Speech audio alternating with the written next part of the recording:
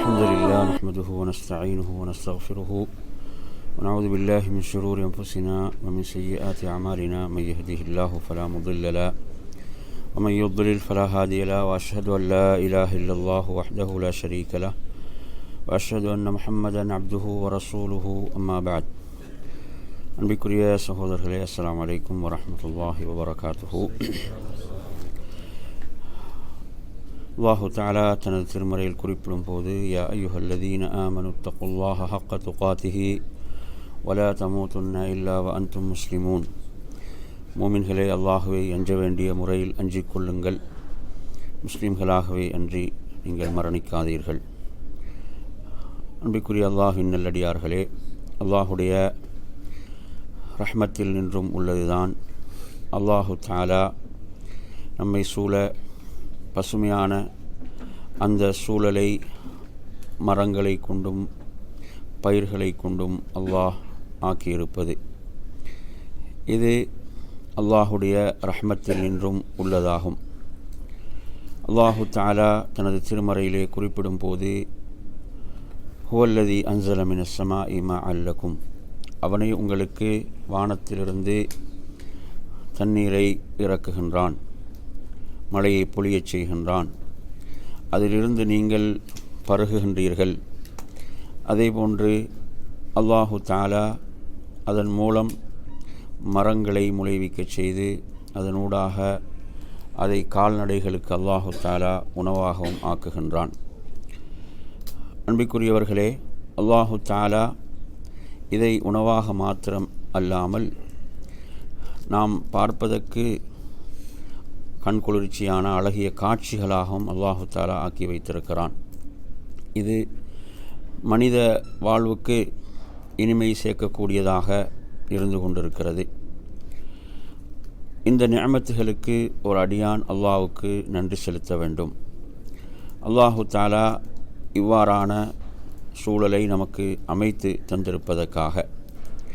இது உண்மையில் மனித வாழ்வில் ஒரு புத்துணர்ச்சியை ஏற்படுத்துகிறது, ஒரு மகிழ்ச்சியை ஏற்படுத்துகின்றது. இவ்வாறான காட்சிகளை அவன் பார்க்கின்ற போது அவன் இன்பமடைகின்றான், ஒரு மகிழ்ச்சியை உளரீதியாக அவன் பெற்றுக்கொள்கிறான்.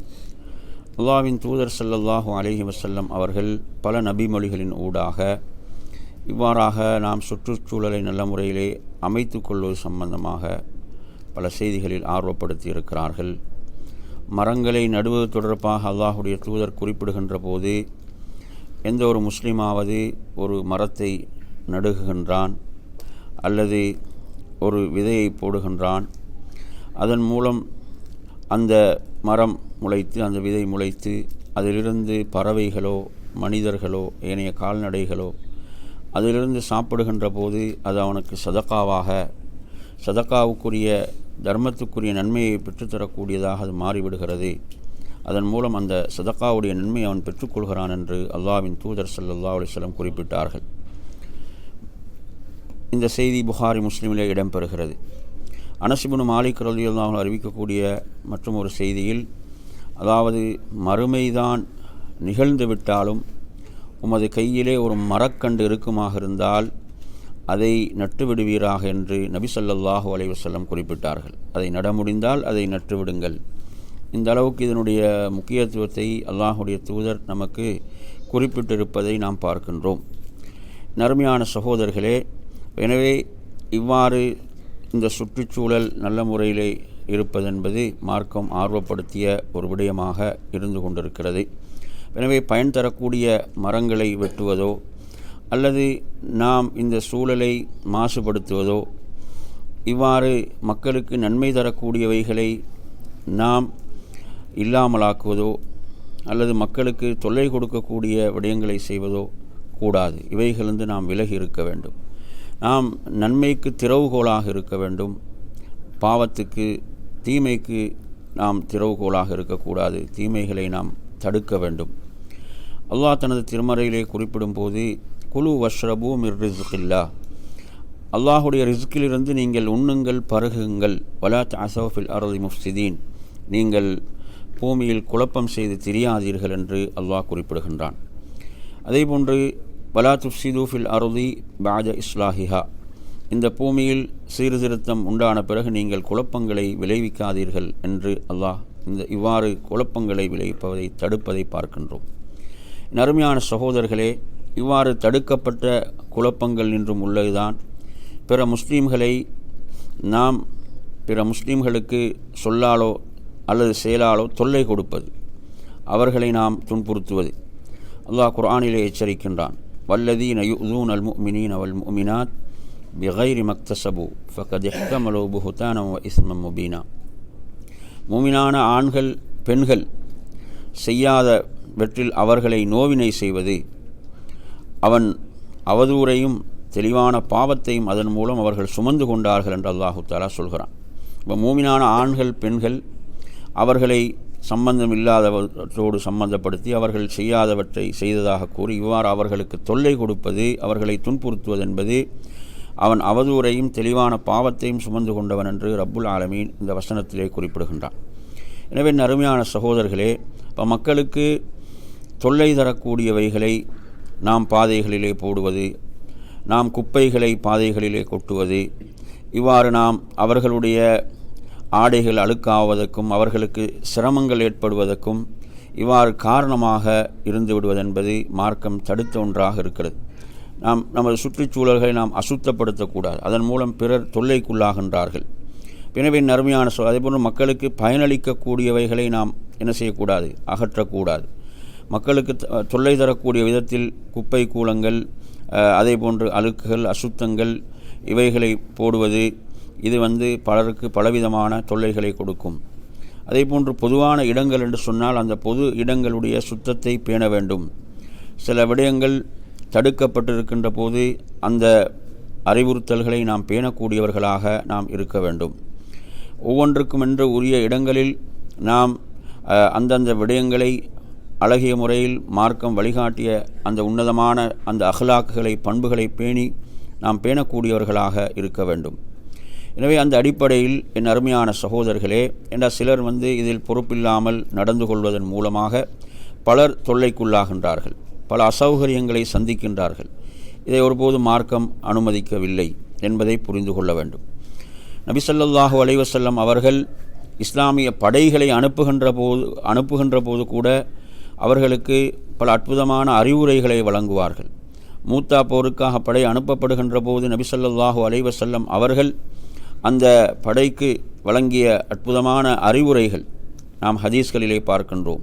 நீங்கள் பேரித்த மரங்களை எரிக்கக்கூடாது, மரங்களை வெட்டக்கூடாது, வீடுகளை இடிக்கக்கூடாது, பெண்களை கொலை செய்யக்கூடாது, சிறுவர்களை கொல்லக்கூடாது, அதே போன்று முதியோரை கொல்லக்கூடாது. இவ்வாறு பல அறிவுரைகளை அல்லாஹ்வின் தூதர் ஸல்லல்லாஹு அலைஹி வஸல்லம் அவர்கள் வழங்கினார்கள். என்றால் படைகள் செல்கின்ற போது நாம் வரலாற்றிலே படிக்கின்ற போது அவர்கள் என்னென்ன அநியாயங்கள் எல்லாம் செய்ய முடியுமோ அவற்றையெல்லாம் செய்து கொண்டு தான் அந்த படைகள் செல்லும். ஆனால் நபி ஸல்லல்லாஹு அலைஹி வஸல்லம் அவர்கள் எவ்வளோ ஒரு முன்மாதிரியை வழங்கி இருக்கிறார்கள் என்பதை நாம் இதிலே பார்க்கின்றோம். எனவே அருமையான சகோதரர்களே, அதே போன்று அல்லாஹ்வின் தூதர் இந்த உம்மத்துக்கு வழங்கிய அற்புதமான அந்த வழிகாட்டல் தான் இது ஈமானில் நின்றும் உள்ளதாக சொன்னார்கள். ஈமான் 70 லட்சம் கிளைகளை கொண்டது. அதிலே மிக உன்னதமான உயர்ந்த கிளைதான் லா இலாஹ இல்லல்லாஹ் என்று கூறுவது. அதேபோன்று ஆக குறைந்ததாக பாதைகளில் தொல்லை தரக்கூடியவற்றை அகற்றுவதை அல்லாஹ்வின் தூதர் குறிப்பிட்டார்கள். எனவே பாதைகளில் மக்களுக்கு தொல்லை தரக்கூடியதை அகற்றுதல் என்பது ஈமானில் நின்றும் உள்ளதென்று நபி ஸல்லல்லாஹு அலைஹி வஸல்லம் அவர்கள் இந்த உம்மத்துக்கு போதித்தார்கள். அது மாத்திரமல்லாமல் அல்லாஹ்வின் தூதர் ஸல்லல்லாஹு அலைஹி வஸல்லம் அவர்கள் இதை எவ்வாறெல்லாம் ஆர்வப்படுத்தினார்கள் என்பதற்கு மற்றும் ஒரு செய்தியை நாம் முஸ்லிமிலே பார்க்கலாம். ஒரு மனிதன் மக்களுக்கு தொல்லை தரக்கூடிய ஒரு மரக்கிளையை பாதையிலிருந்து அகற்றினான், அதன் காரணத்தால் அல்லாஹ் அவரை சுவர்க்கத்தில் நுழைவிக்க செய்தான் என்று நபி ஸல்லல்லாஹு அலைஹி வஸல்லம் குறிப்பிட்டார்கள். இது ஒரு ஆச்சரியமான ஒரு செய்தியாக இருக்கிறது. ஒரு எளிதான அமலின் மூலம் இவ்வளவு பெரிய சிறப்பை ஒருவர் அடைந்து கொள்கிறார். அவர் இஹ்லாஸாக அல்லாஹ்வுக்காக அதை செய்கிறார். எனவே நாம் எந்த ஒரு அமலையும் குறைத்து மதிப்பிடக்கூடாது. அந்த அமல் அல்லாஹுடைய மக்ஃபிரத்தையும் அவனது சொர்க்கத்தையும் நமக்கு பெற்றுத்தருவதற்கு காரணமாக அமைந்துவிடும் என்பதை நாம் புரிந்து கொள்ள வேண்டும். அப்போ இந்த செய்திகள் எல்லாம் சுற்றுச்சூழலை பேணுவது, அதை பாதுகாப்பது எவ்வளவு உயர்ந்தது என்பதை நமக்கு மார்க்கம் சொல்லி தந்து கொண்டிருக்கிறது. எனவே அருமையான சகோதரர்களே, அது மாத்திரம் அல்லாமல் நமது வாழ்வில் நாம் சில சுற்றுலாக்களை மேற்கொள்வோம். அந்த சுற்றுலாக்கள் என்பது நமது உள்ளத்துக்கு ஒரு இன்பத்தை புத்துணர்ச்சியை தரக்கூடியது. அதை மனிதர்கள் விரும்புவார்கள். சில சோர்வுகள் ஏற்படுகின்ற போது அவ்வாறான மாற்றங்களை ஒவ்வொருவரும் விரும்புவார்.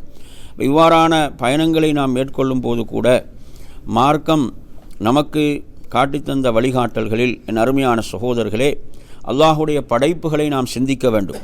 அல்லாஹ் இவ்வளோ அற்புதமான படைப்புகளை படைத்திருக்கிறான். அவற்றை நாம் சிந்தித்து நமது ஈமானை அதிகப்படுத்தி கொள்ள வேண்டும். அதன் மூலம் நாம் படிப்பினை பெற வேண்டும். அல்லாஹ் குர்ஆனிலே சொல்கிறான், இன்ன ஃபீ ஹல்கிஸ் ஸமாவாத்தி வல் அர்த் வக்திலாஃபில் லைலி வன் நஹாரி லஆயாத்தில் லிஉலில் அல்பாப்.